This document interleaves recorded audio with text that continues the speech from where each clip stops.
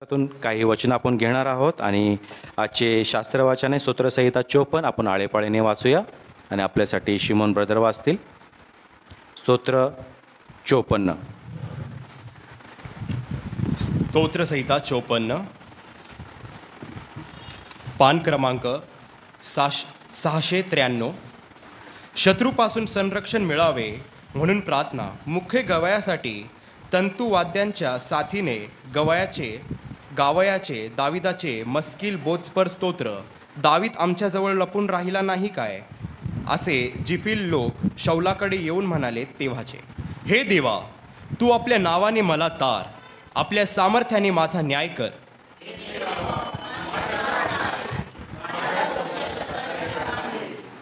कारण परकीय लोक माझ्यावर उठले आहेत. दांडगे लोक माझा जीव घेऊ पाहतात. त्यांनी देवाकडे लक्ष लाविले नाही. पहा, देव माझा सहाय्यकर्ता आहे. माझ्या जीवाला आधार असल्याबरोबर प्रभू आहे. माझ्यावर टपून बसणाऱ्यांनी केलेल्या अपकाराचा मोबदला तो त्यास देईल. तू आपल्या सत्याच्या प्रभावाने त्यांचा उच्छेद कर. मी स्वसंतोषाने तुला यज्ञबली अर्पण करीन. हे परमेश्वरा, तुझे नाव उत्तम, मी त्याचे सवन करीन. शेवटलं वचन आपण सर्व मिळून वाचूयात. कारण त्याने मला सर्व संकटातून सोडवले आहे. माझ्या शत्रूंकडे पाहून माझे डोळे निवाळले आहेत. परमेश्वर करो वाचील वचन आशीर्वादित हो, त्याच्या नावाला मान महिमा आणि करो. आमेन. आमेन. यावेळेस जुना करारातून दुसरे शमूएल या पुस्तकातून 6वा अध्याय 1 ते 13 आपल्यासाठी प्रतीक ब्रदर वाचतील.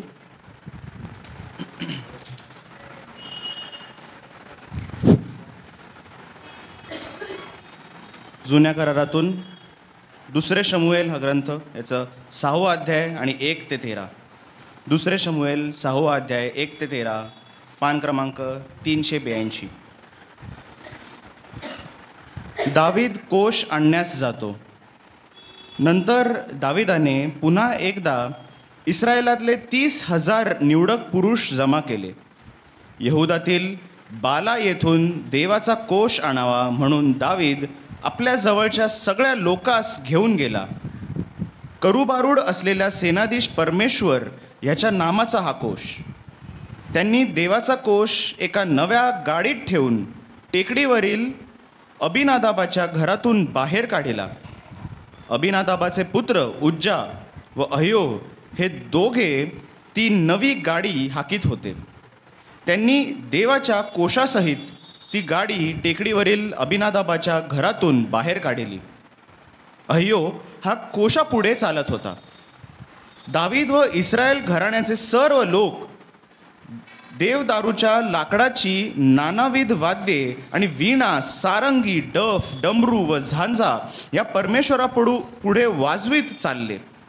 नाखोनाच्या खळ्यापाशी ते आले तेव्हा बैलाने ठोकर खाल्ली म्हणून उज्जाने कोश हात लांब करून धरला.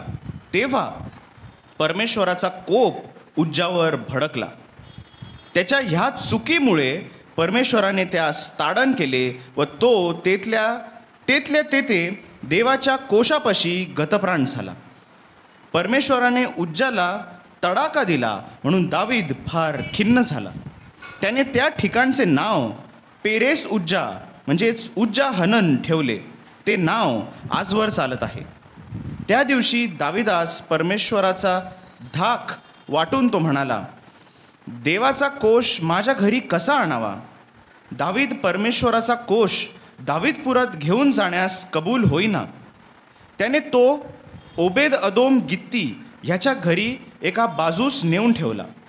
परमेश्वराचा कोष ओबेद अदोम गित्ती ह्याच्या घरी 3 महिने राहिला आणि परमेश्वराने ओबेद अदोम व त्याचे सर्व घराणे ह्यास बरकत दिली. परमेश्वराने ओबेद अदोम ह्याच्या घराण्यास व त्याच्या सर्व स्वास बरकत दिली असे दावीद राजास कोणी सांगितले. तेव्हा दाविदाने जाऊन देवाचा कोष ओबेद अदोमाच्या घरून दावीदपुरात मोठ्या आनंदाने आणला. परमेश्वराचा कोष उचलणारे 6 पावले चालून गेले तेव्हा दाविदाने 1 बैल व 1 पुष्ट गोऱ्हा यांचा यज्ञ केला. परमेश्वर वाचलेली वचने आशीर्वादित करो. त्याच्या नावाला मान, महिमा आणि गौरव आता आणि इथून पुढे सदा सर्व काळ असो. आमेन. आमेन. नव्या करारातून पत्राचे वाचन होईल आणि आजचे जे पत्र आहे ते पौलाचे इफिस्करास पत्र याचा दुसरा अध्याय 16 ते 22 आपण आपल्यासाठी आकाश ब्रदर वाचतील. इफिस्करास पत्र याचा दुसरा अध्याय 16 ते 22. इफिस्करास पत्र दुसरा अध्याय 16 ते 22 ही वचने आपण ऐकूया. आणि त्यांचे एक शरीर करून आपण वधस्तंभावर वैरभाव जिवे मारून त्यांच्याद्वारे दोघांचा देवाशी समेट करावा. आणि त्याने येऊन जे तुम्ही दूर होता त्या तुम्हाला शांतीची सुवार्ता सांगितली, जे जवळ होते त्यांना ही शांतीची सुवार्ता सांगितली. कारण त्याच्याद्वारे आत्म्याचे योगे आपणा उभयताच्या पित्याजवळ प्रवेश होतो. तर ह्यावरून तुम्ही आतापासून परकीय व उपरी नाही, पण पवित्र जनांच्या बरोबरीचे नागरिक व देवाच्या घरचे आहात. प्रेषित व संदेष्टे या पायावर तुम्ही रचलेले आहात. स्वतः ख्रिस्त येशू मुख्य कोनशिला आहे. त्याच्यामध्ये संबंध इमारत जोडून रचली असता प्रभूच्या ठाई वाढत वाढत पवित्र मंदिर होते. प्रभूच्या ठाई तुम्ही आत्म्याच्याद्वारे देवाच्या वस्तीसाठी एकत्र रचले जात आहात. आमेन. आम्ही वाचले वाचलं परमेश्वर आशीर्वादित करो. यावेळेस आपण शुभवर्तमानाच्या वाचनासाठी उठून उभं राहूया. आणि आजचे शुभवर्तमान आहे लुकृ शुभवर्तमान याचा 13वा अध्याय 10 ते 14 वचन.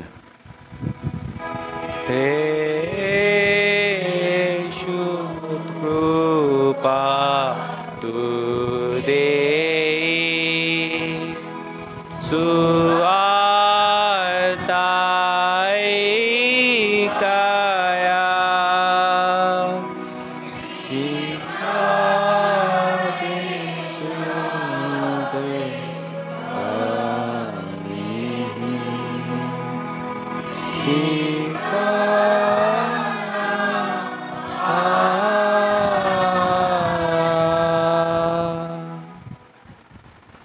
शब्बात दिवशी रोगमुक्त झालेली स्त्री. तो शब्बात दिवशी एका सभास्थानात शिकवत होता. तेव्हा पहा 18 वर्षे विकाराचा आत्मा लागलेली एक स्त्री तेथे होती. ती कुबडी असल्यामुळे तिला नीट उभे राहता येत नव्हते. येशूने तिला पाहून बोलावले व म्हटले, बाई, तू आपल्या विकारापासून मुक्त झाली आहेस. त्याने तिच्यावर हात ठेवताच ती सरळ झाली व देवाचा महिमा वर्णू लागली. येशूने शब्बात दिवशी रोग बरा केला म्हणून शब्बास्थानाचा अधिकारी संतप्त होऊन लोक समुदायाला म्हणाला, ज्यात काम केले पाहिजे असे 6 दिवस आहेत, तर त्या दिवसात येऊन बरे होऊन जात जा, शब्बात दिवशी येऊ नका. वाचली वचन परमेश्वर आशीर्वादित करो. त्याच्या नावाला मान महिमा गौरव नेहमी असो.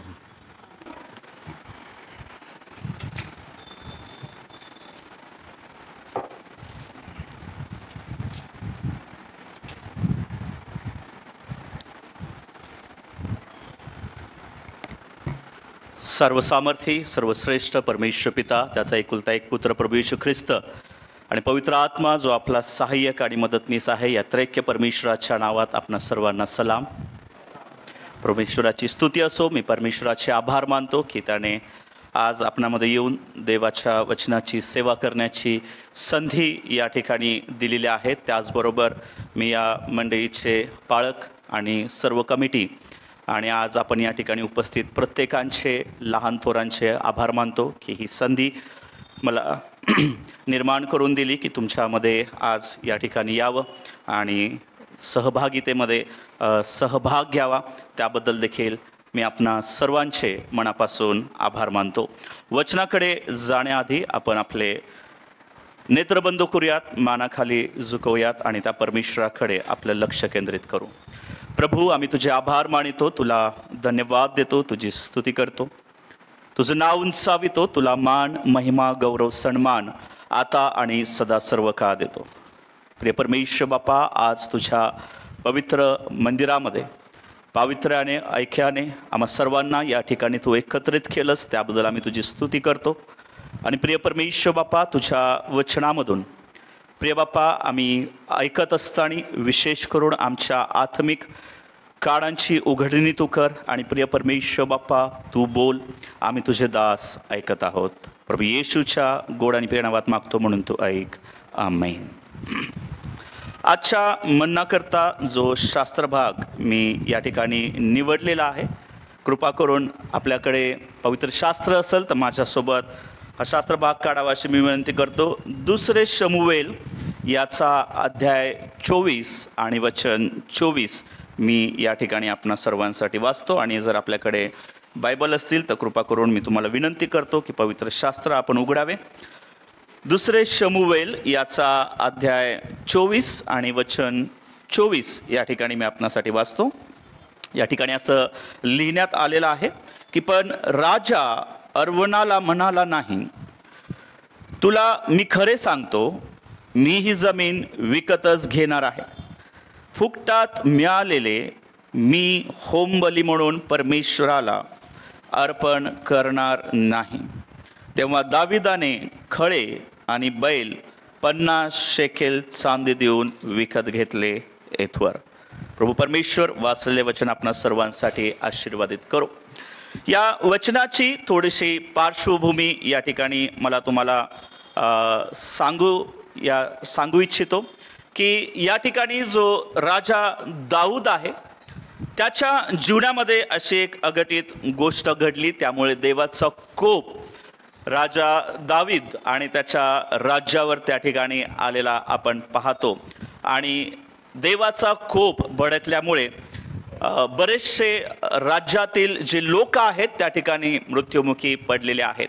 आणि मग देवाच्या दासाच्या द्वारे दाविदाकडे जेव्हा परमेश्वराची वाणी येते, परमेश्वर दाविदाला या ठिकाणी एक वेदी बांधण्यासाठी सांगतो आणि पश्चातापाची प्रार्थना करण्यास सांगतो. आणि मग दावीद त्या ठिकाणी एका खळ्यामध्ये किंवा शेतामध्ये परमेश्वराची वेदी बांधून त्या ठिकाणी देवबापाची उपकार स्तुती करतो आणि देवबाप त्याला शांती देतो.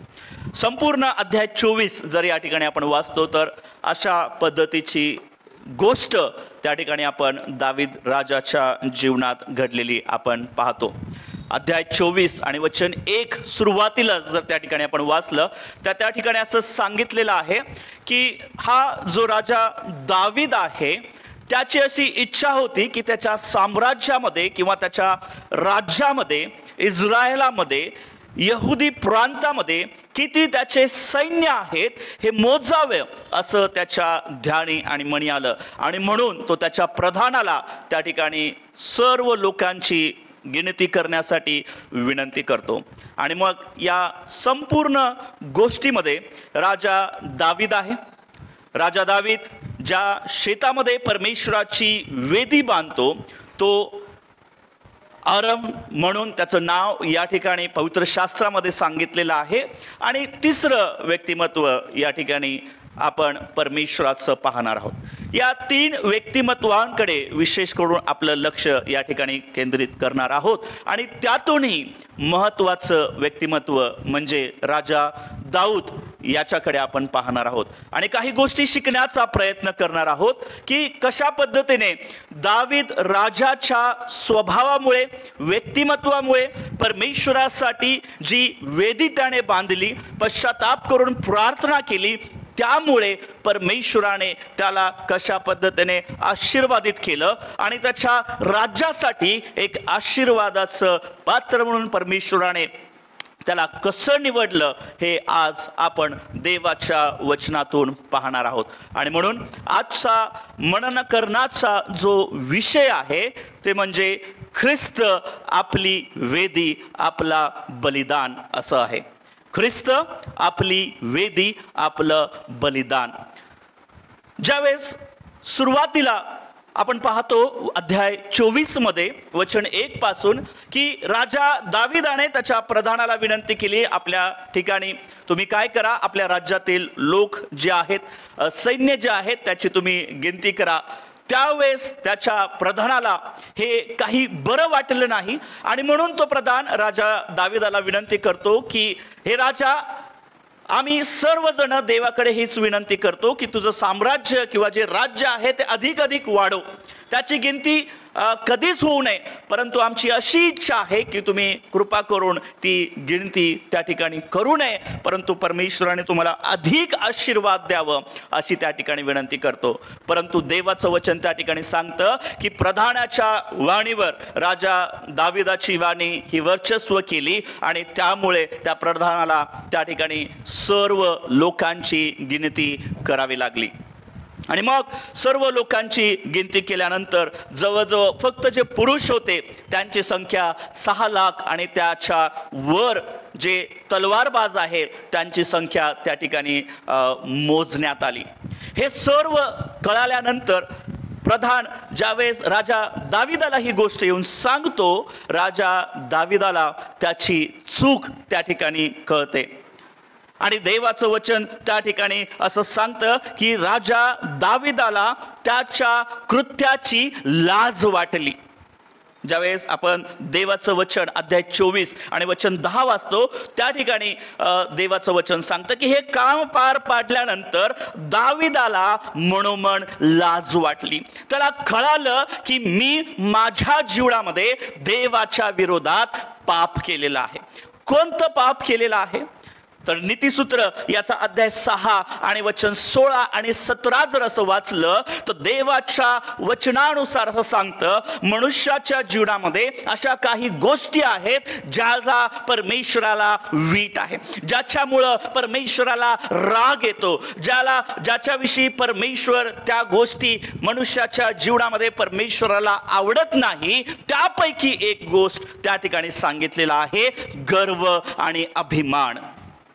ही गोष्ट राजा दाविदाला कळली की मी एक लहानसा मेंढपाळ जो परमेश्वराने निवडला आणि कोणीही नसताना परमेश्वराने मला या राज्याचा राजा बनविलेला असताना मी माझ्या लोकांच्या गिनतीवरून मी किती मोठा आहे हे दाखवण्याचा प्रयत्न त्या ठिकाणी राजा दाविदाने केला, म्हणून त्याला पछतावा झाला, त्याला लाज वाटली.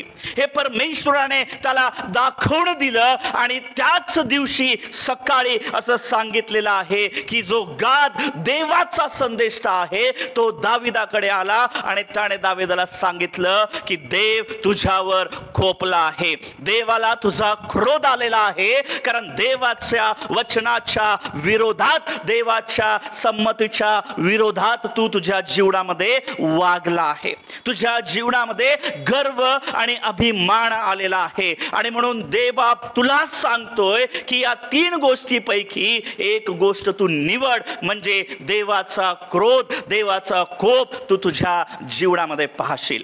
आणि जेव्हा वचन 13 त्या ठिकाणी आपण वाचतो, त्या ठिकाणी 3 ऑप्शन्स, 3 गोष्टी त्या ठिकाणी हा जो देवाचा संदेष्टा गाद आहे राजा दाविदला देत आहे. तो म्हणतो की परमेश्वर म्हणतो तुझी काय इच्छा आहे की मी तुला शत्रूंच्या हाती द्यावं, की या तुझ्या साम्राज्यावर एक दुष्काळ आणावा, किंवा 3 दिवस या तुझ्या लोकांवर मी मरी पसरावी.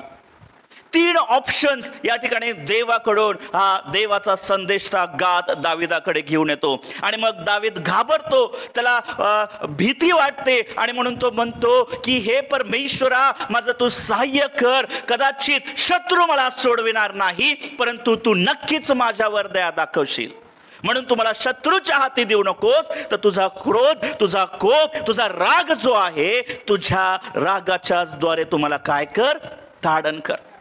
आणि मग ज्यावेळेस परमेश्वर त्याला ताडण करतो आणि एक मरी परमेश्वर त्या ठिकाणी त्याच्या साम्राज्यावर पाठवतो आणि एकाच दिवशी जवळजवळ 70,000 लोक मृत्युमुखी त्या ठिकाणी पडतात. वचन 15 जर त्या ठिकाणी तुम्ही वाचता की ज्यावेळेस देवाचा कोप दाविदाच्या राज्यावर येतो, जवळजवळ एकाच दिवसात 70,000 लोक त्या ठिकाणी मृत्युमुखी पडतात. हे सर्व पाहून परमेश्वराला देखील त्या ठिकाणी दया येते आणि परमेश्वर पुन्हा एकदा गाद संदेष्टाच्या द्वारे देवाचं वचन दाविदाकडे पाठवतो आणि म्हणतो की ज्या ठिकाणी देवाचा दूत बसलेला आहे ते म्हणजे त्याच्या साम्राज्यामध्ये असलेला जो अरव आहे, त्याच्या शेतामध्ये, त्याच्या खळ्यामध्ये त्या ठिकाणी जो देवदूत बसलेला आहे, त्या ठिकाणी तू जाऊन देवाची वेदी बनव आणि त्या ठिकाणी पश्चातापाची प्रार्थना कर. आणि म्हणून मग राजा दावीद त्या ठिकाणी अर्णवच्या शेताकडे येतो किंवा अर्णवकडे येतं आणि मग वचन जे 24 या ठिकाणी वाचलेलं आहे ते वचन त्या ठिकाणी दाविदाकडून बोलण्यात येतं की ज्यावेळेस राजा दाऊद अरवकडे येतो. अरव हे पहिलं व्यक्तिमत्व या ठिकाणी आपण पाहणार आहोत. कशा प्रकारचं व्यक्तिमत्व होतं, हा कोण होता? पवित्र शास्त्रामध्ये त्याच्याविषयी अधिक त्या ठिकाणी काही माहिती दिली नाही, परंतु हा जन्मापासून यहुदी किंवा इस्रायली नव्हता है ना. त्या ठिकाणी त्याच्याविषयी यबुसी असा उल्लेख केला गेलेला आहे, परंतु तो यहुदा प्रांतामध्ये किंवा इस्रायलामध्ये तो त्या ठिकाणी राहत होता आणि त्याची स्वतःची ही जमीन होती. लेवियाच्या पुस्तकामध्ये अध्याय 24 आणि वचन त्या ठिकाणी 29 आणि 30 जर तुम्ही त्या ठिकाणी वाचाल तर त्या ठिकाणी देवाचं वचन सांगतं की जे बाहेरून येणारे लोक आहेत ते त्या ठिकाणी त्यांची जागा घेऊन राहू शकत होते. म्हणजे ही अर्णवची त्या ठिकाणी स्वतःच्या मालकी हक्काची जागा होती. जरी राजा दावीद त्या राजाचा राजा होता, त्या राजाचा मेन प्रधान होता, सर्वस्वी होता, तरी देखील ती जागा ज्या ठिकाणी दावीदाला परमेश्वराची वेदी बांधायची होती ती दुसऱ्याच्या मालकीची होती. आणि ज्यावेळेस दावीदाला कळालं की मला परमेश्वराची वेदी बांधायची आहे, तो त्या ठिकाणी अरवकडे गेलेला आपण पाहतो.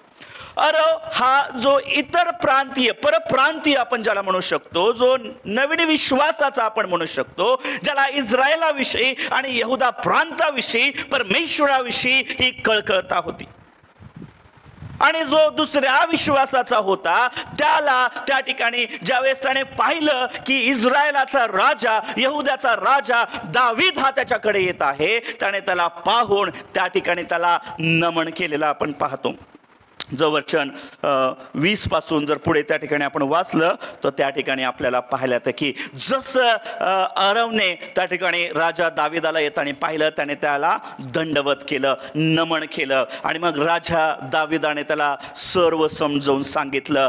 त्यावेळेस खरं त्या अरवचं व्यक्तिमत्व आपल्याला समजायला मिळतं की ज्यावेळेस जो त्या प्रांताचा, त्या राष्ट्राचा नसताना देखील तो दावीद राजाला म्हणतो की हे राजा, परमेश्वर तुझ्यावर नेहमी प्रसन्न हो, तुझी जी इच्छा आहे आणि तुझी जी गरज आहे ते सर्व काही मी तुला देण्यासाठी तयार आहे आणि त्यापैकी कोणतंही मोल तुम्हाला देऊ नको, असं त्या ठिकाणी तो अरव राजा दावीदाला विनंती करतो.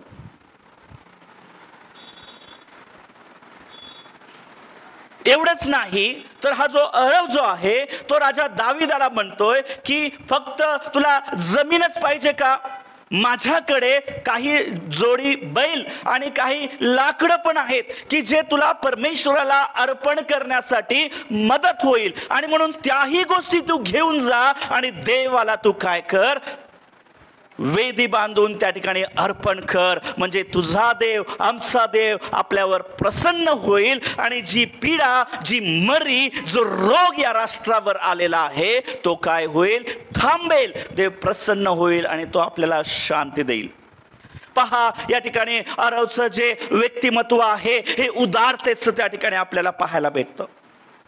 ज्याला त्या राष्ट्रामध्ये मालकी हक्काची जमीन होती, ज्याला त्या राष्ट्राशी काही घेणं नव्हतं, त्या ठिकाणी स्वतः स्वबळावर स्वावलंबी म्हणून तो त्या ठिकाणी राहत होता. ज्यावेळेस मंडळीला किंवा ज्यावेळेस देवाच्या सेवकाला किंवा देवाच्या लोकांना त्याची गरज होती, आपण पाहतो त्याने स्वतःला त्या ठिकाणी देवासाठी, दाविदासाठी त्याने तयार केलेला आहे.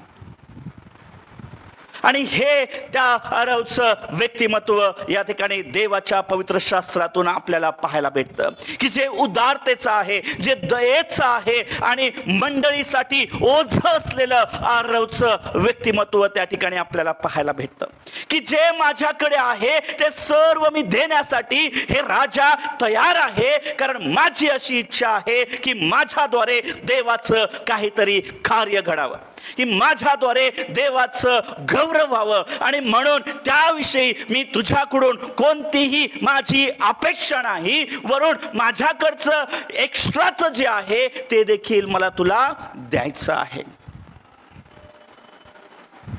दयेचं आणि उदारतेचं व्यक्तिमत्व या ठिकाणी मंडळीसाठी किंवा देवाच्या लोकांसाठी आरवचं त्या ठिकाणी आपण पाहत आहोत की जो जन्मापासून यहुदी किंवा इस्रायली नव्हता, तो परप्रांतीय त्या ठिकाणी राहून देखील त्याच्या लोकांसाठी त्या ठिकाणी त्याला ओझं होतं आणि त्यासाठी तो कार्य करण्यासाठी तयार होता. असं व्यक्तिमत्व त्या ठिकाणी आरवचं आपल्याला पाहायला भेटतं. दुसरं आणि सर्वात महत्वाचं व्यक्तिमत्व ज्याकडे आपण अधिक लक्ष केंद्रित करणार आहोत ते म्हणजे दाविदाचं प्रियान. की ज्यावेळेस त्याला कळलं की हा जो आरव आहे देवासाठी किंवा मी जे कार्य करणार आहे त्याच्यासाठी, त्याची शेती, त्याचबरोबर त्याचे बैल आणि जे लाकडं आहे ते देखील देण्यासाठी तयार आहे. दावीद त्या ठिकाणी म्हणतोय की जे पण मी तुझ्याकडून घेणार आहे ते मी फुकट घेणार नाही. तो शब्द आहे का त्या ठिकाणी पवित्र शास्त्रामध्ये? माझ्याकडे भाषांतर वेगळं आहे, मोबाईलमधलं आहे, माझं पवित्र शास्त्र हिंदी आहे, परंतु त्या ठिकाणी मोफत घेणार नाही. स्पष्ट, स्वच्छ आणि मराठी भाषेमध्ये समजून सांगायचं म्हटलं तर फुकटात मला हे नकोय, कारण मी हे अर्पण माझ्या परमेश्वराला देणार आहे, असं त्या ठिकाणी राजा दावीद आरवला सांगत आहे. प्रियांनो पहा, हा जो यहुदी राष्ट्राचा जो राजा आहे, इस्रायलाचा जो राजा आहे, जो सुरुवातीला ज्याच्या जीवनामध्ये गर्व आणि अभिमान आला होता, तो राजा स्वतः चालत जाऊन त्या अर्णवच्या शेताकडे गेलेला आहे. पहा, परमेश्वर एखाद्याच्या जीवनामध्ये कशा पद्धतीने कायापालट करतो हे या वचनातून आपल्याला शिकायला भेटतं. की ज्यावेळेस त्याला त्याची चूक कळाली की मी देवाच्या वचनाच्या विरोधात आणि देवाच्या विरोधात वागलो आहो, त्यावेळेस त्याने स्वतःचं व्यक्तिमत्व त्या ठिकाणी बदललेलं आहे. दाविदाविषयी देवाचं पवित्र शास्त्र सांगतच की दावीद हा परमेश्वराच्या जवळचा आणि प्रिय असा दास होता, नाही का? आणि हे आपल्याला त्याच्या वागण्यावरून कळतं. पहा की ज्यावेळेस त्याला कळालं की मी माझ्या जीवनात चूक केली आहे, त्याने स्वतःचा स्वभाव आणि व्यक्तिमत्व बदलण्याचा प्रयत्न केला आणि त्याने ते दाखविलं देखील. आणि एक राजा असून देखील मी या ठिकाणी थोडंसं सकाळी लवकरच आलो आणि कुलूप त्या ठिकाणी लावलेलं होतं आणि मी पाहत होतो की एंट्री कुठून आहे, कुठून जाता येईल, आणि इकडे तिकडे पाहत असताना मला 2-3 नोटीस बोर्ड त्या ठिकाणी दिसले की ही सदर जागा या चर्चची आहे आणि म्हणून कोणीही या ठिकाणी कसल्याही प्रकारचं ॲडव्हर्टाईज किंवा फलक त्या ठिकाणी लावू नये, है ना? असं आहे ना? आणि त्याच्याच बाजूला मी 2 मोठे त्या ठिकाणी बॅनर देखील पाहिले आहेत.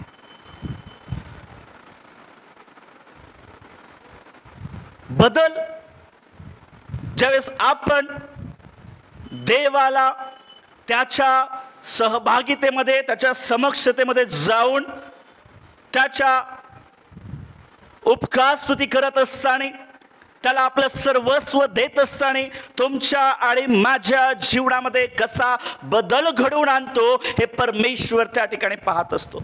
आणि दाविदाच्या जीवनामध्ये परमेश्वराने ते पाहिलं होतं की जो गर्व त्याच्या जीवनामध्ये सुरुवातीला आला होता, आता तो त्या ठिकाणी निघून गेला होता आणि एकदम पश्चातापाच्या अंतकरणाने तो एक स्वतः मोठा राजा असून, अधिकारी असून तो त्या ठिकाणी काय केलेला आहे, स्वतः नम्र होऊन त्या आरवकडे गेलेला आहे.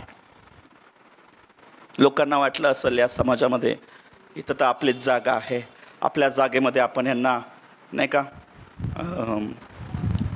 सहभागितेसाठी देत आहोत, इतकी मोठी जागा आहे तर थोडंसं लावलं तर काय गरज आहे, नाही का? आपली पण बऱ्याचदा अशी वृत्ती होते किंवा आपण विचार करतो, माझंच आहे त्याच्यातून थोडं घेतलं तर काय होईल, नाही का? 20 रुपये किलो टमाटर तुझ्याकडून घेतले, 5 रुपयाची कोथिंबीर उचलली तर काय फरक पडतो? आणि आपण हक्काने काय करतो, ते कोथिंबीर किंवा तो कढीपत्त्याचे 2 काड्या त्याच्या गाड्यावरून आपण उचलतो. का? हे माझ्या हक्काचं आहे, मी तुझ्याकडून दुसरं घेतलं ते पण मी घेऊ शकतो. राजा दाविदाचा विचार तो नव्हता. तो त्या राष्ट्राचा राजा असून त्याचा अधिकार त्या राष्ट्राच्या पार सीमापर्यंत सर्वांवर होता, तरी देखील स्वतःला नम्र करून तो त्या ठिकाणी देवाची वेदी ज्यावेळेस बांधायची होती, देवाला काहीतरी त्याच्या जीवनातून द्यायचं होतं, स्वतःला नम्र करून त्या आरवकडे तो गेला आणि त्याने त्या ठिकाणी घेण्याची विनंती केली. तो एक राजा होता, त्याच्या प्रधानाला, त्याच्या सेवकाला, त्याच्या सैन्यांना पाठवून सांगितलं असतं की राजाला तुझ्या शेतीची गरज आहे, त्या ठिकाणी तो वेदी बांधणार आहे.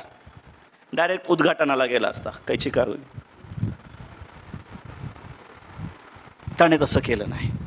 तो स्वतः त्या ठिकाणी गेला, त्याला विनंती केली आणि मला गरज आहे असं सांगितलं, आणि त्याचं व्यक्तिमत्व जे नम्रतेचं आहे ते त्या ठिकाणी आपल्याला पाहायला भेटतं. प्रियांनो, जे बदललेलं आहे, जे देवासाठी काहीतरी करण्याचं आहे, ते त्या ठिकाणी आपल्याला दाविदाच्या जीवनातून पाहायला भेटतं. प्रियांनो, देवाला धन्यवाद देत असताना, परमेश्वराची उपकार स्तुती करत असताना कशा प्रकारे तो स्वतःहून देवाच्या समक्षतेमध्ये चालला आहे याच्याकडे आपलं लक्ष केंद्रित करणं गरजेचं आहे. माझ्या प्रियांनो, त्याने त्याचा स्वतःचा स्वभाव बदलला, त्याने त्याचा जो गर्व आणि जो अभिमान होता तो दूर केला आणि देवाच्या समक्षतेमध्ये त्याची वेदी बांधण्यासाठी, पापाची क्षमा मागण्यासाठी तो स्वतःहून त्या ठिकाणी गेलेला आपल्याला पाहायला भेटतो. एक नम्रतेचं आणि चांगलं उदाहरण त्या ठिकाणी दाविदाच्या जीवनातून पाहतो. तेवढंच नाही तर काय, हा एक राजा असून त्याच्या हक्काचं सर्व काही होतं, तरी देखील तो आरवकडून त्याची जी जमीन आहे, त्याचे जे बैल तो देणार होता आणि जे लाकडं त्याच्याकडून घेणार होता, त्याच्यासाठी देखील मोल देण्यासाठी तो काय आहे, तयार आहे. किती सुंदर, किती छान दाविदाचं जीवन, दाविदाचं मन त्याच्या देवासाठी आहे. प्रियांनो, आजकाल मोठ्या खंताची आणि दुःखाची बाब आपल्या ख्रिस्ती मंडळांमध्ये आपल्याला पाहायला भेटलं की जोपर्यंत मंडळीकडून मला भेटत आहे तोपर्यंत मंडळी खूपच छान आणि सुंदर आहे. ज्यावेळेस मंडळी एकदा मागायला सुरुवात करते, मंडळीतल्या उणिवा मला जाणवायला भासू लागतात, नाही का, जाणवू लागतात. दाविदाचं मन हे त्याच्या देवासाठी कोणत्या प्रकारचं होतं याच्याकडे आपलं लक्ष लावणं गरजेचं आहे. बरेचसे मेंबर्स, बरेचसे मंडळीचे सभासद त्याच कारणाने चर्च सोडून जायला लागतात की बाबा आता इथलं आपलं भागलं आहे, आता इथून भेटायचं कमी आहे, आता चर्चला, मंडळीला आपली गरज आहे, मला काहीतरी द्यायचं आहे. पालकांनी मागण्याआधीच दूर गेलेलं, त्यांच्या डोळ्याआड झालेलं बरं आहे. दावीद म्हणतो की जे मी परमेश्वराला अर्पण करत आहे, जो माझा सर्वस्वी आहे, ज्याने मला राजा बनवलेला आहे, ज्याने मला दुःखामध्ये साथ दिलेली आहे, ज्याने मला आरोग्य दिलेलं आहे, ज्याने मला चंगाई दिलेली आहे, जो माझ्या जीवनामध्ये चमत्कार करतो, त्या परमेश्वराला देत असताना मी फुकटात आणि मोफत मध्ये काहीच देणार नाही. जरी सगळं माझं असेल तर मी त्या गोष्टीचा पैसा देईल आणि मग त्या पैशाच्या द्वारे देवाला मी धन्यवाद देईन. देवाच्या सहभागितेमध्ये येत असताना मी देवाची वेदी, त्याच्या वेदीसमोर जात असताना माझं अंतःकरण देवासाठी काय करतं याच्याकडे थोडंसं आपलं लक्ष केंद्रित करणं गरजेचं आहे. प्रियांनो, दाविदाचं व्यक्तिमत्व, देवाला उदारतेच्या भावनेने देणारा, देवाला स्वतःला नम्र करून स्वतःचा स्वभाव बदलणारा राजा दावीद या ठिकाणी देवाच्या वचनातून परमेश्वर आज तुम्हाला आणि मला प्रकट करत आहे. त्याचं एक वेगळं चित्र, त्याचा एक वेगळा स्वभाव या ठिकाणी परमेश्वर त्या ठिकाणी दाखवून देत आहे. प्रियांनो, बऱ्याचदा ज्यावेळेस आपण देवाच्या सहभागितेमध्ये जातो, देवाला काहीतरी देण्यासाठी जातो, त्यावेळेस आपण देवाला न्यूनतम गोष्टींची त्या ठिकाणी आस दाखवतो किंवा देवाला देण्याचा प्रयत्न करतो. आपण म्हणतो देवाला याची गरज नाही, नाही का? एखादा प्रियकर त्याच्या प्रियकरासाठी आपण ज्यावेळेस पाहतो, चांगल्यातली चांगली गोष्ट नेहमी देण्याचा तो प्रयत्न करत असतो. एक आई, एक वडील, आपले जे पालक आहेत ते आपल्या पाल्याला चांगल्यातली चांगली गोष्ट विकत घेऊन देण्याचा त्या ठिकाणी प्रयत्न करत असतो. ज्यावेळेस एखादी गोष्ट दुकानातून आपण विकत घेत असतो, त्यांना विचारतो की ही जी गोष्ट मी माझ्या लेकरासाठी घेत आहे ती फ्रेश तर आहे ना, चांगली तर आहे ना, शिळ तर नाहीये ना. एक वेळेस घरी काल रात्री उरलेला भात आणि चपाती मी खाईन, पण माझ्या लेकराला मी ती देणार नाही. देवाच्या सहभागितेमध्ये आणि समक्षतेमध्ये जात असताना ज्या देवाने आपल्याला आरोग्य दिलं, त्या देवाने आपल्या जीवनामध्ये त्याचं रक्त सांडून आपल्या पापाची क्षमा केली, ज्या परमेश्वराने आपल्याला उंच केलं, ज्या परमेश्वराने तुम्हाला आणि मला तारणाचा आणि त्या उद्धाराचा अनुभव दिला आणि वचन दिलेलं आहे की त्या स्वर्गामध्ये त्याने आपलं जागा त्या ठिकाणी तयार करण्यासाठी तो गेलेला आहे. त्या परमेश्वरासाठी तुम्ही आणि मी देवाच्या सहभागितेमध्ये येत असताना, देवाच्या वेदीसमोर येत असताना कशा पद्धतीने देवाला अर्पण करत आहोत, आपलं जीवन कशा पद्धतीने देवाला देत आहोत याच्याकडे आपलं लक्ष केंद्रित करणं गरजेचं आहे. फक्त पैशा बाबतीत मी म्हणत नाही, पण जे काही अर्पण ते आपलं स्वतःचं जीवन, शरीर आणि वेळ का असना, ज्यावेळेस आपण देवाच्या सहभागितेमध्ये आणतो, तो कसा आणतो याकडे देवाचं लक्ष आहे. प्रियांनो, म्हणून मत्तई कृत शुभवर्तमानामध्ये देवाचं वचन सांगतं की जर देवासाठी तू अर्पण घेऊन आलेला आहे, परंतु तुझ्या भावाच्या विषयी तुझ्या मनामध्ये काहीतरी राग आहे, तर ते अर्पण तसंच ठेव, उलट्या पावलाने माघारी जा, त्याच्यासोबत समेट कर आणि मग ते अर्पण मला तू त्या ठिकाणी चढव, असं देवाचं वचन सांगतं. म्हणून काईन आणि हबेल याच्यामध्ये तो वाद आपण त्या ठिकाणी पाहतो की जे चांगलं होतं ते परमेश्वराने स्वीकार केलं. आज आपल्या प्रत्येकाकडे स्मार्टफोन जवळजवळ आहेत, कोणाकडे नसेल असं नाही. खूप कमी लोक असतील ज्यांच्याकडे स्मार्टफोन नाही आहे. स्मार्टफोनची किंमत एक 4,000 कमीत कमी जो आहे तो चालू आहे.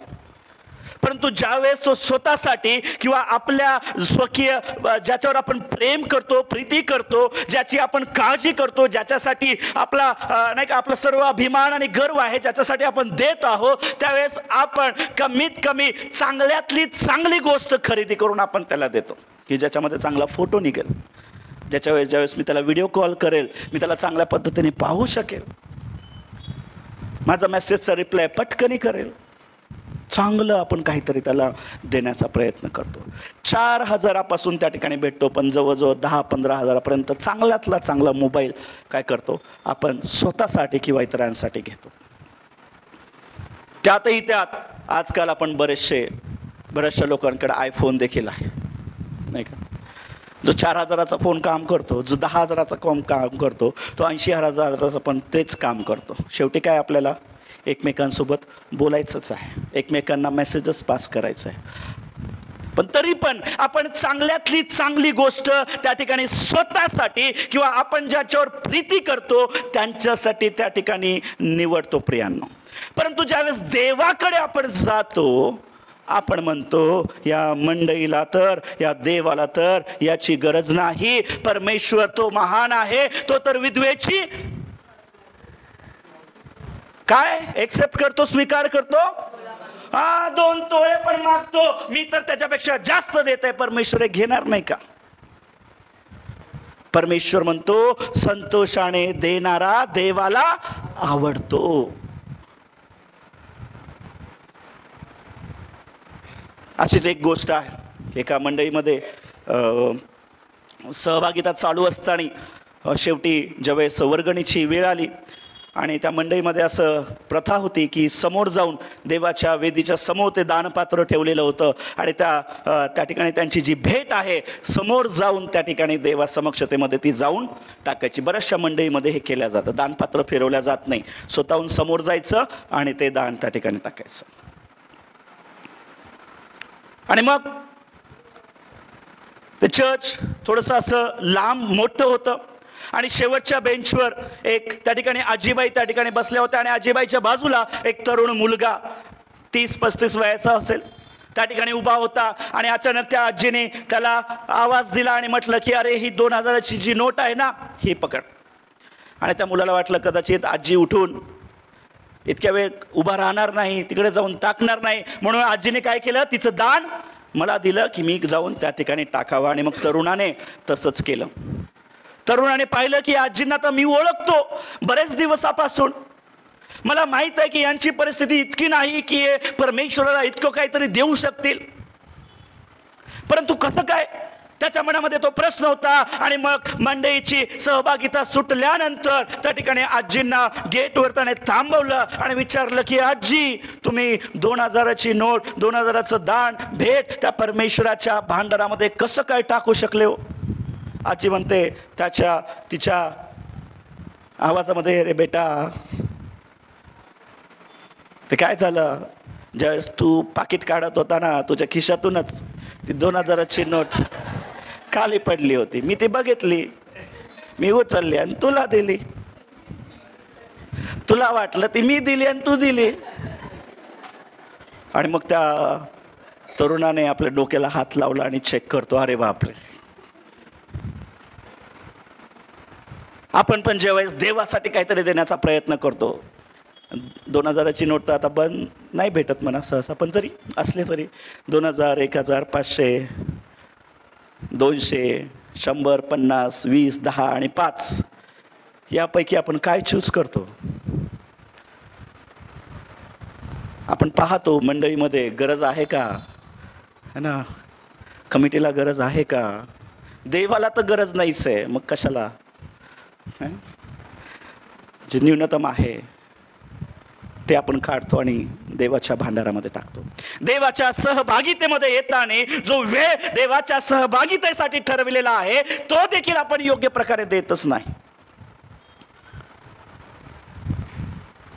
तो देखील देवासाठी आपल्या जीवनातून एक दशमांश आहे. तो देखील देवासाठी आपल्या जीवनातलं एक सभासत्व आहे की मी माझा वेळ देवासाठी किती आणि कसा देत आहे. आठवड्यातून एक दिवस देवाचं वचन जे तुमच्या समोर वाचण्यात आलं, लूककृत शुभवर्तमान याचा अध्याय 13 वचन 10 पासून पुढे त्या ठिकाणी सांगितलेलं आहे की त्या दिवशी शब्बात दिवस होता आणि येशू ख्रिस्त सभास्थानामध्ये आराधनालयामध्ये देवाचं वचन शिकवत होता. काय करत होता, सभास्थानामध्ये. कुठं होता, सभास्थानामध्ये, आराधनालयामध्ये होता.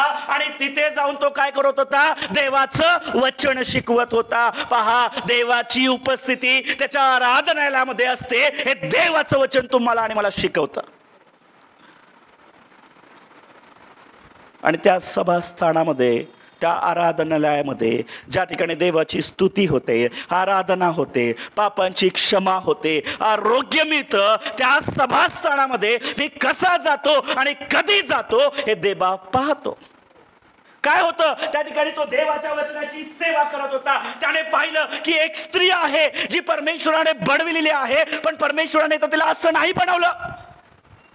ती वाकून चालतीये, ती देवाच्या सभास्थानामध्ये आहे, ती देवाच्या उपस्थितीमध्ये आहे. ख्रिस्ताने पाहिलं देवाच्या उपस्थितीमध्ये असताना. प्रियांनो, ज्यावेळेस आज आपण इथून पुढे कधीही, याच्या आधी कधीही देवाच्या सभास्थानामध्ये, आराधनालयामध्ये, त्याच्या पवित्र मंदिरामध्ये असतो, देवाची नजर ही आपल्याकडे असते. हे आपल्याला समजून घेणं गरजेचं आहे. म्हणून डुलकी घेऊ नका. उपरवाला बरं, कॅमेराची गोष्ट नाही करत आहे बरं का मी, त्याच्या पण वर त्याच्या आराधनालयामध्ये तो देवाच्या वचनाची सेवा करत होता आणि त्याची नजर त्या आजीकडे गेली, त्या म्हातारीकडे गेली, जी त्या ठिकाणी कुबड त्याला आलं होतं. तिने पाहिलं की देवाची रचना तर अशी नाहीये, देवाने तिला असं नाही बनवलं. आज आपल्यामध्ये बऱ्याचशा उणीवा आहेत की ज्या परमेश्वराने तुम्हाला आणि मला दिलेल्या नाहीत. या जगावर द्वारे किंवा जबाबदाऱ्यांद्वारे किंवा लोकांद्वारे, समाजामुळे मी आज असा बनलेलो आहे. मला परमेश्वराने असं बनवलेलं नाही, मी असा नाही आहे. आणि ज्या देवाच्या मंदिरामध्ये आपण येतो प्रियांनो, परमेश्वराची नजर ही आपल्यावर असते. देव बाप हा आपल्याकडे पाहत आहोत. देवाने त्या म्हातारीकडे पाहिलं आणि देवाने तिला पुढं बोलविलं. देव बोलला,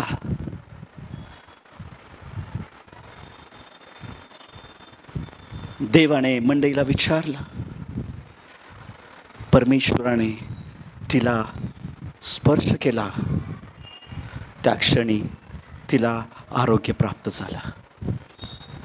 देवाच्या सहभागितेमध्ये, देवाच्या पवित्र मंदिरामध्ये ज्यावेळेस तुम्ही आणि मी देवाच्या सहभागितेमध्ये येतो, देवाला धन्यवाद देतो, देवाची वेदी बांधितो, प्रार्थनेची, उपकार स्तुतीची, देवाची उपस्थिती त्या ठिकाणी आहे प्रियांनो.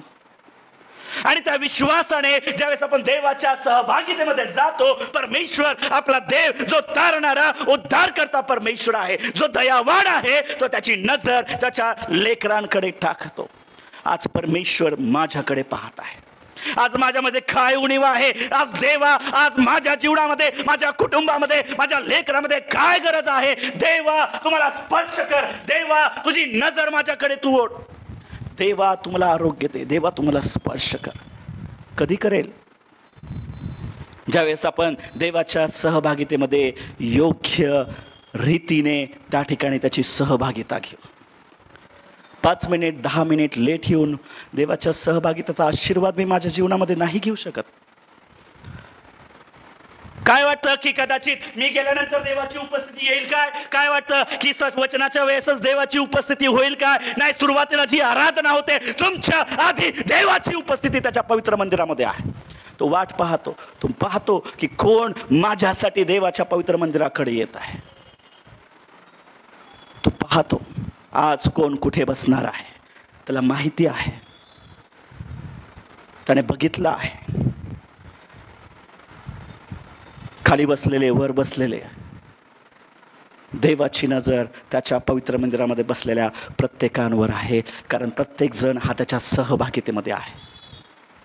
दावीद ज्यावेळेस त्याच्या सहभागितेमध्ये आला प्रियांनो, त्याच्या वेदी समोर त्या ठिकाणी आला, त्याने त्याचा स्वभाव बदलला. आज आपल्याला देवाच्या सहभागितेमध्ये येण्यासाठी स्वतःला बदलणं गरजेचं आहे. आणि जर मी स्वतःला बदलून देवाच्या वेदीसमोर येत नाही, देवासाठी ती प्रार्थनेची वेदी बनवत नाही, देवासाठी उपकार स्तुतीची वेदी बनवत नाही, तर तो आशीर्वाद मला कधीच मिळणार नाही.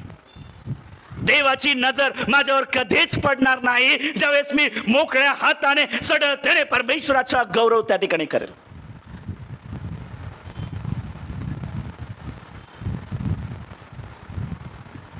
दुसरे शमूएलाचा अध्याय 6 वचन 1 ते 13 हा देखील शास्त्रभाग तुमच्या समोर वाचण्यात आलेला आहे. त्याच्यामध्ये पहा दावीद काय करतो.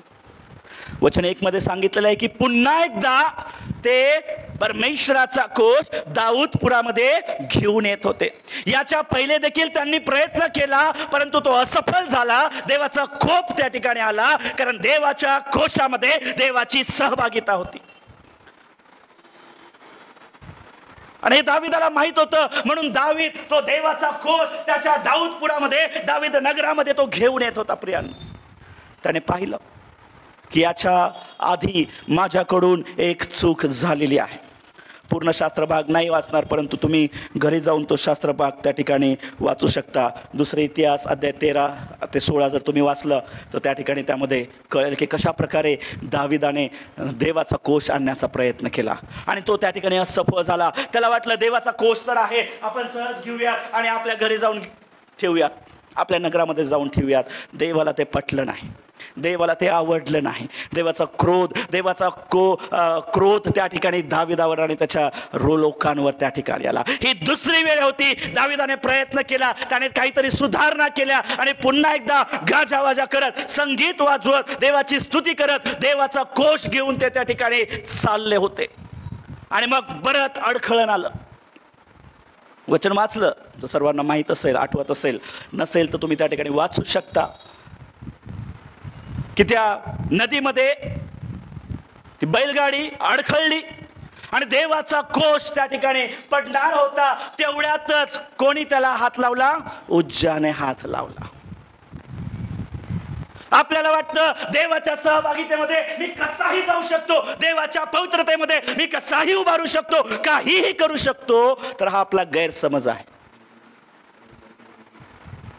उज्जाने त्या कोशाला हात लावण्याचा प्रयत्न केला. देवाचा क्रोध, देवाचा राग त्याच्यावर आला आणि त्या क्षणी देवाचं वचन सांगतं तो मृत्युमुखी पडला. दाविदाला भीती वाटली, दाविदाला दुःख झालं, घाबरला. त्याने त्याचा कोश दावीद नगरात न आणता तिथेच एकाच्या घरामध्ये ठेवला. मग काही दिवसांनी त्याला कळलं की ज्या घरामध्ये मी दाविदाचा कोश, देवाचा कोश ठेवलेला आहे, त्या घरामध्ये देवाचे आशीर्वाद येत आहे. आता मला ती देवाची सहभागिता, देवाचा कोश माझ्याकडे आणणं खूपच गरजेचं आहे, कारण मला देवाची गरज आहे. दाविदाने पुन्हा प्रयत्न केला. देवाचं वचन काय सांगतं की जसे ते 6 पावलं चालले, माझ्यासोबत काढा अध्याय 6, दुसरे शमूएल अध्याय 6 आणि वचन 13. वाचा कोणी. परमेश्वराचा कोश उचलणारे 6 पावले चालून गेले, तेव्हा दाविदाने एक बैल व एक पुष्ट घोडा. पहा, परमेश्वराचा कोश उचलून चालणारे ज्यावेळेस लोक 6 पावलं चालले, त्यावेळेस दाविदाने एक बैल आणि एक घोडा त्या ठिकाणी अर्पण केलेला आहे. आता देवाचं वचन हे सांगत नाही की प्रत्येक 6 पावलाला त्याने ते केलं की फक्त पहिल्या 6 पावलाला त्याने केलं, पण त्याने केलं हे देवाचं वचन सांगतं. आणि जर तुम्ही त्या ठिकाणी हिस्ट्री, इतिहास वाचता, त्याचा अभ्यास करता, तर देवासाठी खूप सारे अर्पण करणं त्या काळात ही प्रथा होती आणि हे काही नवीन नव्हतं. आणि ज्याच्या घरी तो कोश होता ओबेददामच्या, त्याच्या घरापासून दावीद नगर हे 10 ते 12 किलोमीटर होतं. आणि जर विचार केला की प्रत्येक 6 पावलाला काय केलं त्याने, जर एक गोरा आणि एक बैल त्या ठिकाणी अर्पण केला, जवळजवळ 12,000 पावलं ते चालले. विचार करूयात आपण, 6 ते 7 किलोमीटर मध्ये 12,000 त्या ठिकाणी पावलं ते चालले. प्रत्येक 6व्या पावल्याला त्यांनी काय केलं? एक बैल आणि एक गोरा त्या ठिकाणी अर्पण केला. आता त्या ठिकाणी प्रत्येक हा शब्दाचा उपयोग केलेला नाही, परंतु त्या काळामध्ये देवाला खूप सारं अर्पण करणं ही प्रथा होती. तुम्ही वाचू शकता, ज्यावेळेस दाविदाचा मुलगा देवाचं मंदिर बांधतो, लाखो गुरे ढोरे त्याने परमेश्वराला काय केली होती? अर्पण केली होती. जर आपण विचार करू प्रत्येक 6 पावलाला म्हणजे किती स्टॉप त्याने घेतला असेल? 12,000 पावलांमध्ये कॅल्क्युलेट करा, किती स्टॉप घेतले असतील? मॅथ टीचर आहे का कोणी आपल्यामध्ये? शिक्षक आहे का? 2,000 पावले त्याने घेतलं असेल. प्रत्येक 6 पावलाला तो थांबला, 12,000 पावले चालली आणि प्रत्येक 6 पावलानंतर त्याने 2,000 स्टॉप त्या 12,000 मध्ये घेतले असताना एक बैल आणि एक गोरा अर्पण केला. 2,000 मल्टिप्लाय बाय एक गोरा आणि एक बैल, किती झालं? गरज होती का? नाही. का नव्हती? गरज होती, कारण त्याला माहित होतं देवाच्या सहभागितेमध्ये चालणं इतकं सोपं नाहीये. पहिले 2 प्रयत्न त्याने करून पाहिलं होतं, देवाचा कोप त्याच्यावर आला होता. आता फक्त 6 पावलं देवाने त्याच्या सहभागितेमध्ये चाललं म्हणून तो आनंद करत होता, परमेश्वराला धन्यवाद देत होता, त्याची स्तुती करत होता, त्याची आराधना करत होता, कारण देवाने मला त्याच्या सहभागितेमध्ये 6 पावलं चालविलेलं आहे. देवबाप आपल्याला कितीतरी चालवत आहे. जन्मापासून, आईच्या उदरापासून मी माझं जीवन देवाला कसं अर्पण करत आहे याच्याकडे माझं भान नाही आहे. दाविदाचं व्यक्तिमत्व आपण पाहतो, सुंदररित्या देवासाठी उदारतेचं, नम्रतेचं व्यक्तिमत्व, सर्वस्वी काही देण्याचं, जे काही मिळत आहे ते फुकटात न घेणारं, मोफत न घेणारं, त्याचं मोल चुकवून देणारं. परमेश्वराने देखील त्याचा पुत्र आपल्या पापांच्या बलिदानासाठी मोल म्हणून दिलेला आहे. आज मी त्या देवाला, त्या परमेश्वराला माझ्या जीवनामध्ये काय मोल चुकवत आहे आणि कशा पद्धतीने त्याच्या सहभागितेमध्ये जात आहे, चालत आहे, याच्याकडे लक्ष द्या. उपकार स्तुती कशा पद्धतीने देवाला देत आहे, देवा ते देखील पाहतो. द्यायचं म्हणून नाही, ठेवायचं म्हणून नाही, करायचं म्हणून नाही. बाळासाहेब आता नको, पुढच्या आठवड्यात. बाळासाहेब आता नको, नंतर करू. आता थोडी अडचण आहे. बाळासाहेब आता नको, आता काय दरवर्षीच करतो ना. दर संडेला जायचं काय? 6 दिवस परमेश्वर मला माझ्या जीवनामध्ये चालवतो. दावीद 6 पावलं चालला, तो थांबला. 7व्या पावलाला त्याने काय केलं? अर्पण केलं. आज देवबाप मला 6 दिवस चालवितो, 7वा दिवस त्याच्या मंदिरामध्ये येऊन मला देखील अर्पण करणं, वेदीसमोर जाणं गरजेचंच आहे. सोमवार, मंगळवार, बुधवार, गुरुवार 6 पावलं काउंट करू नका. इथून तिथपर्यंत गेलं तर 6 पावलं झाले. देवाने मला आभार मानलं. ॲटलिस्ट 6 दिवस जे परमेश्वराने त्याच्या सहभागितेमध्ये चालविलं, त्याचं साह्य पुरवलं, त्याची कृपा पुरवली, त्याच्या आशीर्वादाने भरलं, त्या छोट्या छोट्या पापांवर त्याच्या रक्ताचं पांघरुण घालून मला शुद्ध आणि पवित्र केलं. त्या परमेश्वराला 7व्या दिवशी त्याच्या सहभागितेमध्ये जाऊन मी धन्यवाद देऊ शकत नाही का? देवाला जास्त नकोय, देवाला जास्त नकोय, गाजावाजा नकोय, पण जे आहे तेवढ्यात तरी देवाला देण्यासाठी शिकणं हे गरजेचं आहे. दाविदाने जास्त नाही केलं. दावीद बोलला नाही गेल्यावर आपण करू, नंतर मोठं रिसेप्शन देऊ, सगळ्या गावाला जेवण घालू. पाळेसाहेब आता नाही होत, नंतर आपण करूया मोठं. बरेच लोक असे बोलतात, मोठं करू आपण नंतर. ते मोठं कधी येतच नाही. सोन्याची टोपी चढवेल नाही का, ते माहित आहे ना, माहित आहे ना. हा, देवा मी तुला सोन्याचा मुकुट घालेल, सोन्याची टोपी देईल. सगळं झाल्यावर कुठं रे माझी सोन्याची टोपी? अरे सोन्या कुठं गेला रे? गर्दीतून एक येतोय लेकरू सोन्या नावाचं, त्याची टोपी काढून दिले देवाला. मी माझं जीवन देवाला कसं अर्पण करत आहे? फार काही देवबाप मागत नाही. जस परमेश्वराने गिदोलाला पाचारण केलं, जस परमेश्वराने मोशेला पाचारण केलं, परमेश्वराने पाहिलं नाही हा तलवार चालवू शकतो का? परमेश्वराने पाहिलं नाही किती बलाढ्य आहे? परमेश्वराने पाहिलं नाही का किती चांगला प्रचार करू शकतो आणि बोलू शकतो? याच्यामध्ये ताकद आहे का नाही? परमेश्वराने पाहिलं मोशेकडे, तुझ्या हातात काय? तो बोलला काठी आहे. परमेश्वर बोलला बस झाला, मला अधिक काही नको. तर काठीनेच मी काय करेल? सर्वांना बाहेर काढेल. जसं गिदोनाला पाचारण केलं, परमेश्वर बोलला किती लोक आहेत तुझ्याकडं? त्याने गोळा केले, इकडून आण तिकडून आण, या गावावरून बोलो त्या गावावरून बोलो, 12,000 गोळा केले. परमेश्वर बोलला मला नको आहे. काय कर, काय कर? तलवार चालवणाऱ्यांना बाजूला कर, असा बोलला का? सगळ्यांना जाऊन काय पाच? पाणी पाच. कोण कसं पाणी पितं तू बघ. कोणी उंजळीने पितं, कोणी गुडघे टेकून पितं, कोणी पाणी ते नदीतलं काढून उभं राहून पितं, कोणी चाटून पाणी पितं. देवाने पाहिलं चाटून पाणी पिणाऱ्यांना बाजूला घे, मला गरज नाहीये. त्यांच्याकडे ढाल आहे, तलवार आहे, ते चालवू शकतात की नाही चालवू शकत. देवाने पाहिलं की ते चाटून पाणी पितात. देवाचं गौरव आहे का काही लॉजिक? चाटून पाणी पिणाऱ्यांकडून किती लोक होते? 300 लोक. त्याने काय केलं? अख्खं राष्ट्र त्या ठिकाणी काबीज केलं. का? ज्यावेळेस देव कार्य करतो तिथं काही लॉजिक नसतं, फक्त मॅजिक होतं. देवा बघत नाही तुम्ही किती मोठं आणि काय करता. जे आहे त्याच्यातून देणं गरजेचं आहे. त्या विधवेकडे 2 दमडी होत्या, 2 नाणे होते आणि तिने ते टाकले. बरं कसं कळलं बरं 2च नाणे होते? त्याच्यात तर वाजणार नाही. त्यावेळेस कसं कळलं बरं 2च नाणे होते? कसं कळालं? हा, प्रभूला माहिती होतं. बरं, प्रभूने पाहिलं होतं, पण बाकीच्यांना पण कळालं ना.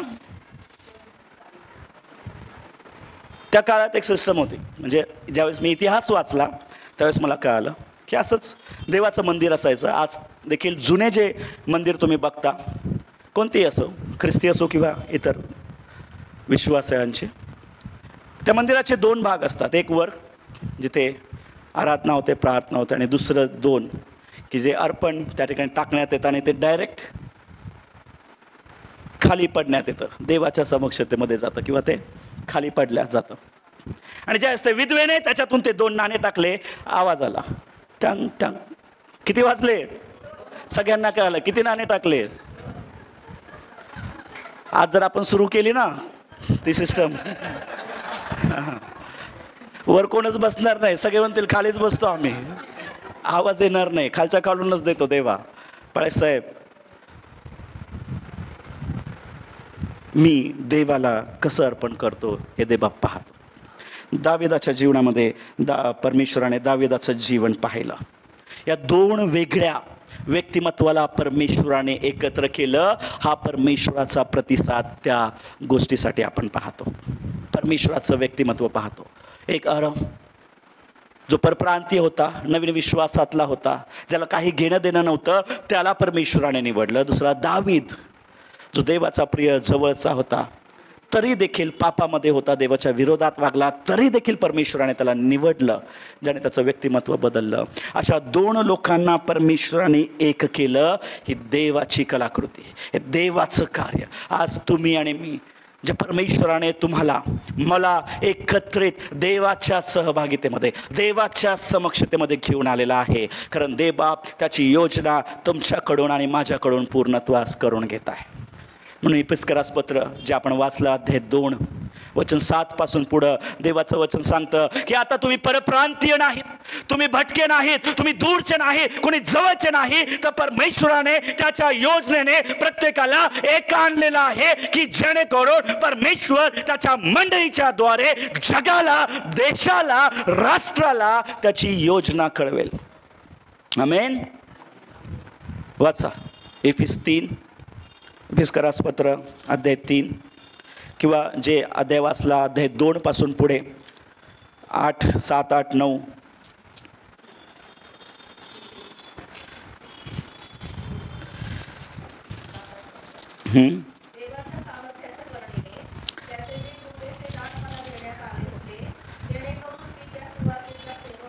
सॉरी 17, 18 किंवा 19च वाचा, फक्त वचन 19 वाचा.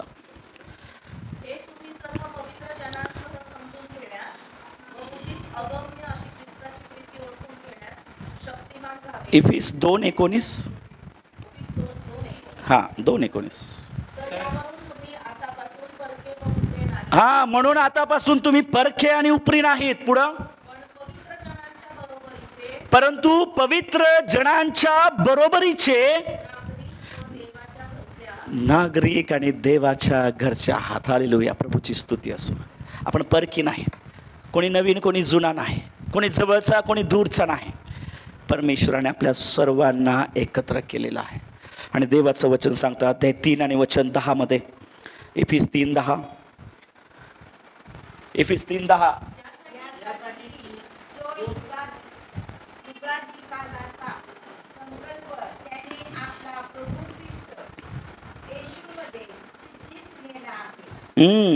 यासाठी की कशासाठी?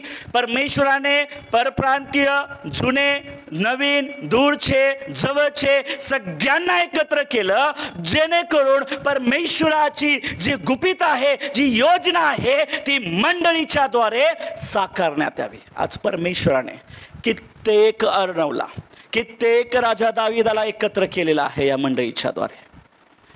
कोणी परप्रांतीय आहे, कोणी नवीन विश्वासातला आहे, कोणी जवळचे आहेत, कोणी दूरचे आहेत.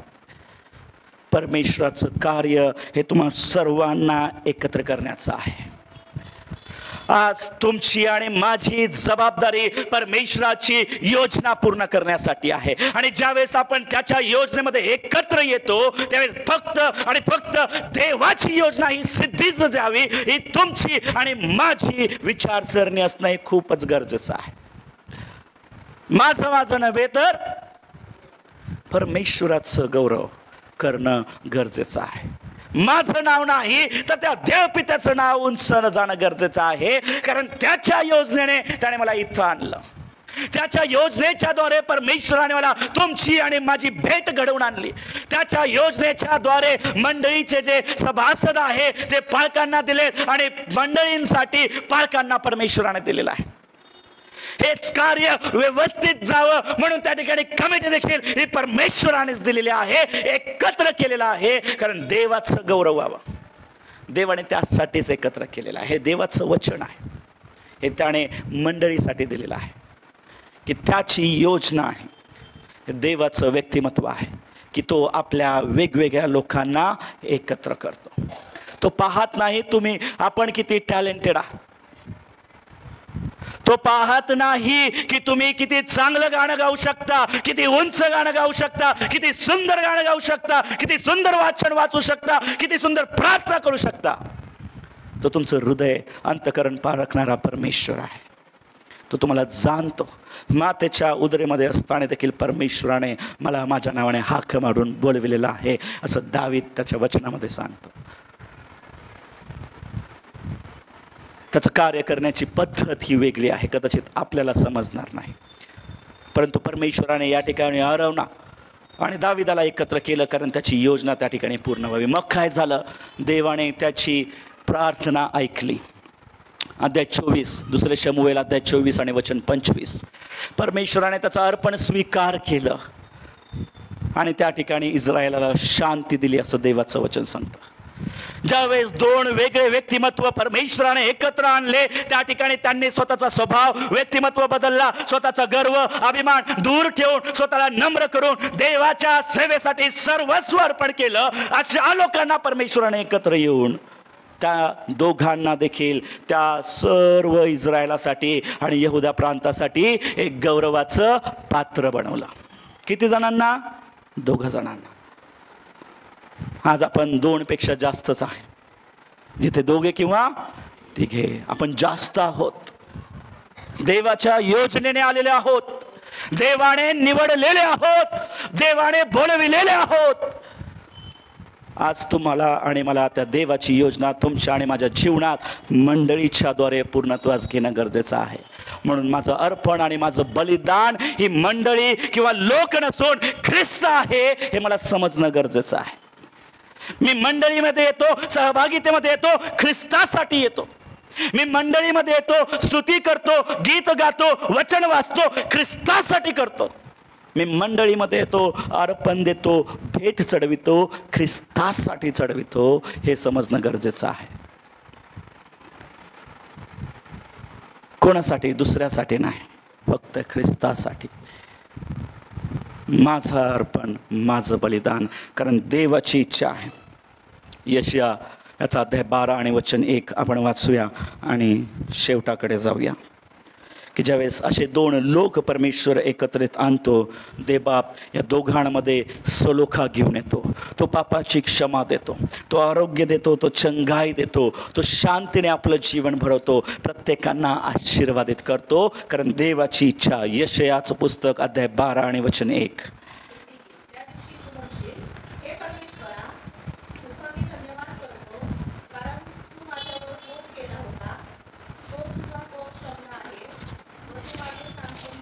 पहा, परमेश्वराला त्या दिवशी बोलशील ज्यावेळेस धन्यवाद देशील, उपकार स्तुती बोलशील, ज्यावेळेस परमेश्वरासाठी एक नवीन वेदीचा निर्माण तुझ्या जीवनामध्ये तू करशील, त्यावेळेस देवाला तू बोलशील की तुझा क्रोध आता थांबला आहे आणि तू मला शांती प्रदान केलेली आहे.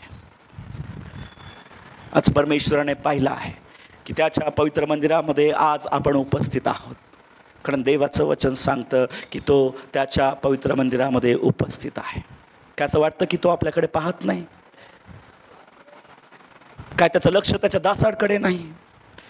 काय त्याचं लक्ष त्याच्या लेकराकडे नाही? काय त्याचं लक्ष त्याने जी निर्मिती त्याच्या हाताने घडविलेली आहे त्याच्याकडे नसेल काय? तो पाहत नसेल काय? तो आज माझ्याकडे पाहत आहे, तो आज मला पाहत आहे. मोठ्या गर्दीतून तो फक्त मला ओळखत आहे, तो माझं नाव घेत आहे, तो मला बोलवत आहे. त्याने मला निवडलेलं आहे. यावेळेस आपण आपले नेत्र बंद करू, तर परमेश्वराकडे आपलं लक्ष देऊ.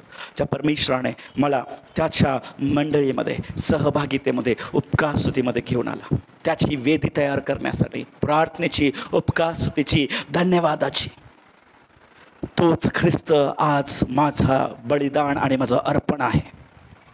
आणि त्याच ख्रिस्तासाठी आज मी या मंडळीमध्ये आहे. परमेश्वराने मला या मंडळीचा एक भाग बनविलेला आहे की त्याची योजना परमेश्वराने पूर्णत्वास घेऊन जावी. आज आपल्यामधून कित्येक आरव आहेत, आज आपल्यामधून कित्येक दावीद आहेत, आणि परमेश्वर त्या नावाने तुम्हाला बोलवत आहे. कोणी प्रेरणा असेल, कोणी अर्पिता असेल,